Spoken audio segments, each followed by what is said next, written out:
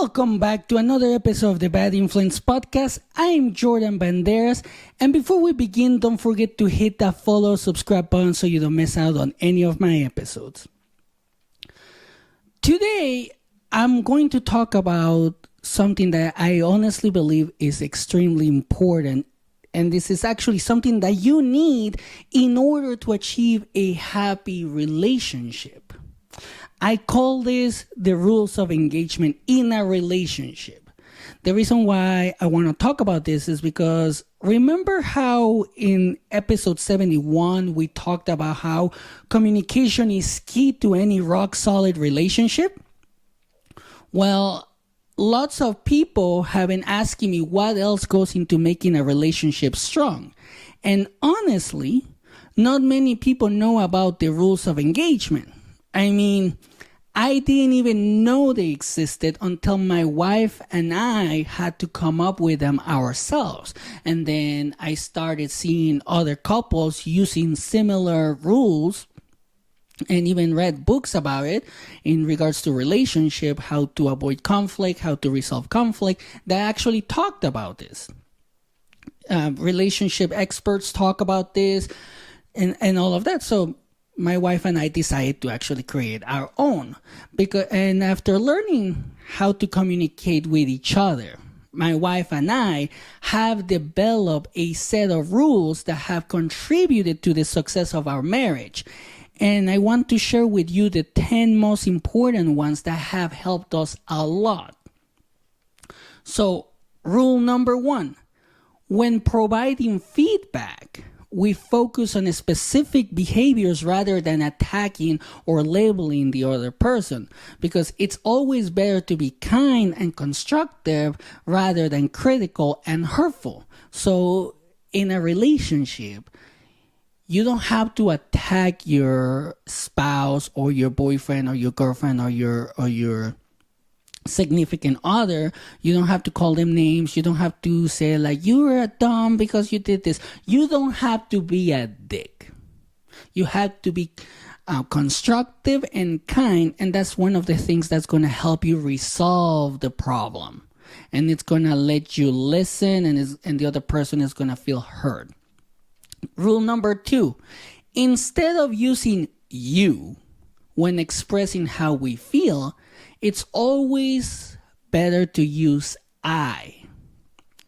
For example, I felt embarrassed when you farted in public, instead of you embarrassed me when you farted in public.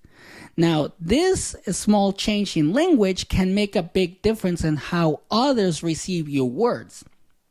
Because if you use you, it's going to make someone else turn defensive because they're gonna feel attacked. That's how I am, and that's how my wife used to be. So when you use the word I, you're telling them this is how what you did made me feel, but you're not attacking them. So it's different, and the other person is not gonna turn defensive. It's not gonna start to get all like mad and aggressive and things like that. So this rule actually helps a lot. It has helped me and it has helped my wife. Now, rule number 3.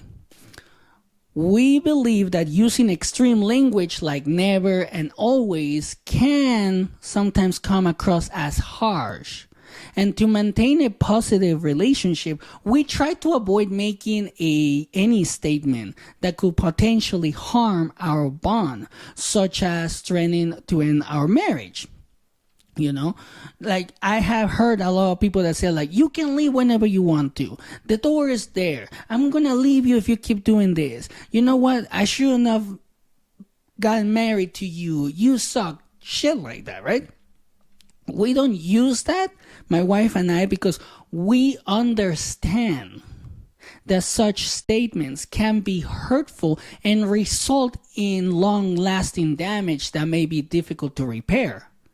And I've seen it with friends. I've seen it with my mom's friends and even with coworkers where they have relationships that use this type of language, and the relationship literally is the worst.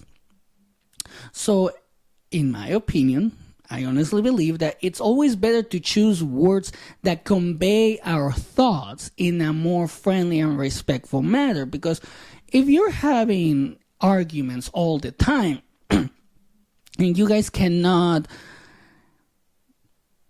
come to a solution, it could be because of the way that you guys are talking to each other. If one of the two people in the relationship feels attacked, they're going to become defensive. And when that happens, they're going to start yelling. They're going to get, like very defensive. They're going to try to attack to defend themselves pretty much, So this is some of the rules that have helped us. And I really and honestly hope that it helps you. Now, rule number 4. We always take a moment to think before speaking, because sometimes silence can be just as productive as talking. I know it doesn't make sense, but it actually works, because when you're in an argument, you sometimes need to just listen to what the other person has to say so you can understand what they're trying to tell you. Instead of getting offensive, instead of trying to talk over them, just listen. Just stay silent. That doesn't mean that you're weak or anything like that. That just means that you want to listen. And in my case, I know from experience that my wife is very thoughtful. She takes her time to find just the right words. And sometimes I'm the one that causes the problem, because I can get a little too excited and jump in with my own thoughts. But I'm working on it. There's no reason to judge or anything like that, because I've learned that it's important to give her time and space to express herself. And I try to encourage her by saying things like, if this is a dialogue, then it's your turn to talk. Or, I'm not sure what you're thinking, so tell me exactly what you're trying to say. And I do this because it's really important to make sure that everyone has a chance to speak their mind, and not to dominate the conversation by filling every silence with unnecessary words or unnecessary thoughts. And I think we should all work on being better listeners and communicators with each other, especially in relationships. Because when you do that, you're going to have a strong foundation. Again, it all comes down to communication.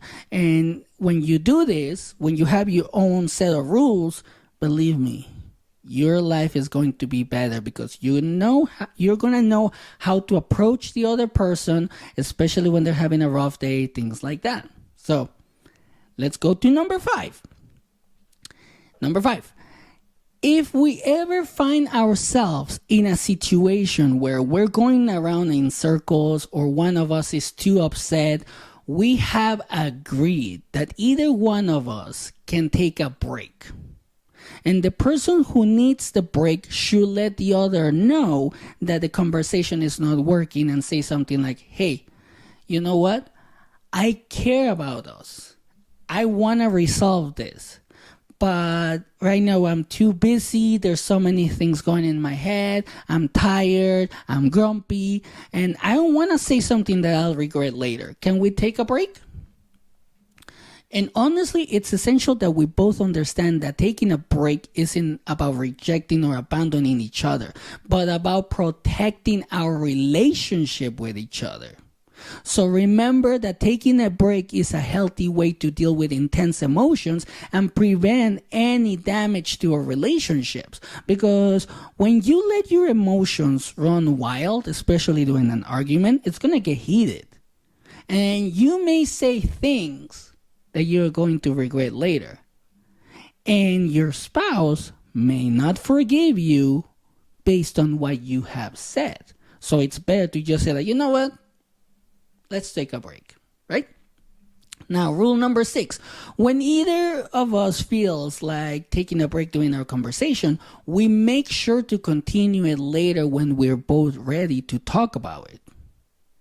And sometimes we pick it up an hour later or even the next day. And if we can't resolve everything before we get too tired, we remind ourselves that it's okay to have unresolved issues and that we're still okay despite that. It's like having COVID and feeling like you're going to die, but knowing that you'll eventually get better. And it's extremely important to hold onto that hope. Because when you decide to resolve the issue, you're going to find a way to resolve the issue. It doesn't matter if it takes a few days. It doesn't matter if it takes hours. It doesn't matter if it takes a week, 2 weeks, a month, or anything like that. As long as you're willing to actually work through it, to talk about it, to say, you know what, we're two adults. Let's resolve this. We love each other. Let's resolve this. I don't want to fight about this anymore. Let's resolve this. Instead of just sweeping it under the rug and wait until somebody trips and gets mad. You know what I'm talking about? Now, rule number 7. We always tell the other person that we need a break and ask if we can talk later. Because it's always good to check in and ask, hey, is now a good time? When we are ready to chat again. Remember, just because we may not be ready to listen now does not mean we don't care. And this is a message specifically for men. Because sometimes women, and women do it too, sometimes men and women need to take a break. And the other person gets mad. It's like, no, we want to resolve it now. I want to resolve it now. I've done it. But that's not always how the argument should be resolved, because sometimes it doesn't help. I'm gonna be honest. So it's crucial when someone can understand and respect our needs for some downtime. So if your partner or your significant other wants to take some downtime, let them. Don't be a dick again.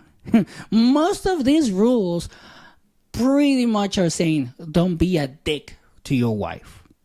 And I like that because I don't want to be a dick to my wife. I'm not a dick. Why would I treat her like that, you know? If I'm mad, probably it's because of something that I did or something that I can't understand.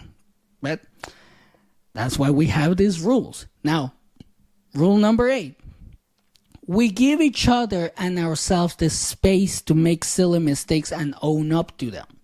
And that's one of the most important things that you can do in the relationship, because even in the midst of a heated argument, we try not to take ourselves too seriously. It's actually pretty common for one of us in the middle of an argument to say something like, I know I'm being ridiculous, but I need you to explain certain things to me, or what are you trying to say? Or I'm really upset right now, but I'll feel better tomorrow when I've had some time to think. And stuff like that. You need to come up with a way to just be silly and break the heat of the moment. You know, kind of like give a break to each other. Just be like, you know what? I'm going to go out and walk the dogs. Shit like that, you know? That's some of the things that you need to do in order for you to not hurt the other person, especially in a heated moment, you know? So you have to be careful with what you do and what you say. And in my case, with my wife, we prioritize being honest with each other, even when we're upset. And that's what makes our relationship so special. That's why we have been able to stay married for almost 9 years. And we're going to stay married for a really long time because we have built this relationship from the ground up. This is not something that we just started. This is something that we have been doing for a while, and it has worked for us. And let's go to rule number 9. We understand that this is not our first rodeo every time we have an argument. And we know each other pretty well.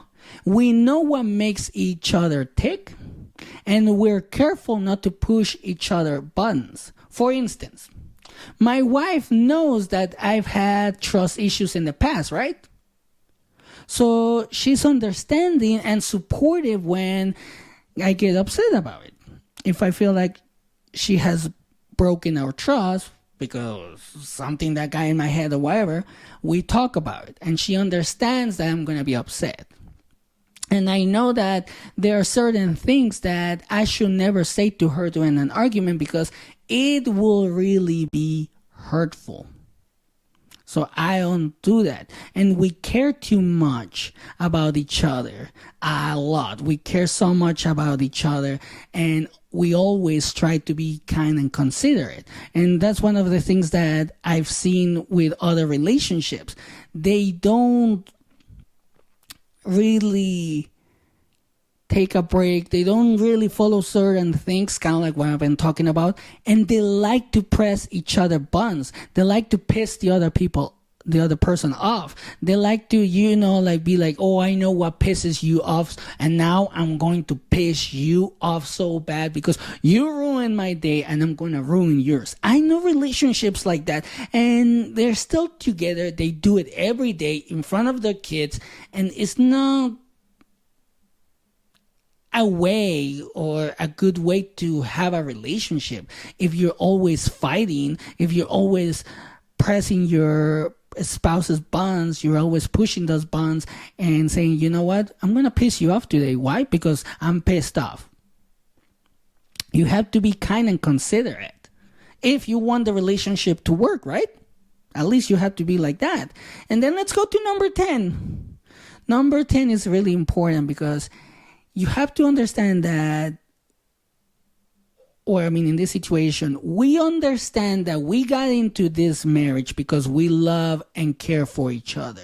So when we have arguments, we remember this truth and hold on to it, even if it's tough in the moment. If we're having an argument that is too heated, it's going to be hard for you to remember, and it's even hard sometimes for us to remember that we love each other, because at the moment we're like heated, we're in an emotional state, we're not thinking critically or logically, we're not being logical. So what we do is that, or what we recommend in this situation, and it's part of our rules, is that we should act out of love even if our emotions are all over the place, which is extremely hard. And I know it can be tough to see the big picture sometimes, but trust me, if you do this, it's so worth it. It's an incredible experience to be able to resolve arguments in such a manner that once they're resolved, they don't come back to the surface. That's what you should strive for in your relationship or with anybody. Literally, it's like, okay, there's an issue right now, let's follow certain rules and let's do this. And that's that's how my wife and I have been able to stay married for 9 years. And people always wonder, especially because I'm Mexican and she's white, people always wonder, how have you guys been able to make your marriage work? And we tell them, and they're like, oh, that seems hard. Well, it may be hard for you and it was hard for us, but we are committed to the relationship. We are committed to each other, and we're going to try whatever it takes to fix any problem. We have gone to couples counseling, we have gone to therapy, and it has worked. But these are the 10 most important rules right now, and there are more rules about this. There's not just 10, there's a lot of rules, but these 10 are the ones that have helped our marriage stay strong, stay united, and grow together, So I hope that this is going to help you in your own relationship and inspire you to create your own set of rules to live by.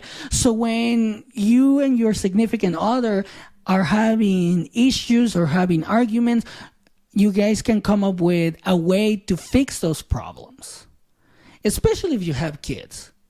Because the kids are going to see that, and if they can see that you guys are able to resolve problems, not fight, not call each other names, they're going to be like, oh my gosh, I have a role model for my with my dad or my mom, because they can resolve issues. Now I don't have to scream at someone else that is having an argument with me. So this is not just for you, this is also for your family and your kids. And that's it for today. I hope you love the podcast. We're growing. Thank you for watching. Don't forget to subscribe to our channel for more inspiring content. Remember to keep an open mind and engage in respectful discussions in the comments below. And remember to like, subscribe, and hit that notification button to stay tuned for more content. And here are my final thoughts. Without rules of engagement in our relationships, we won't be able to fix the problems that occur within the relationship. Like they say on the John Wick movies, without rules, we are like animals. And have a great day.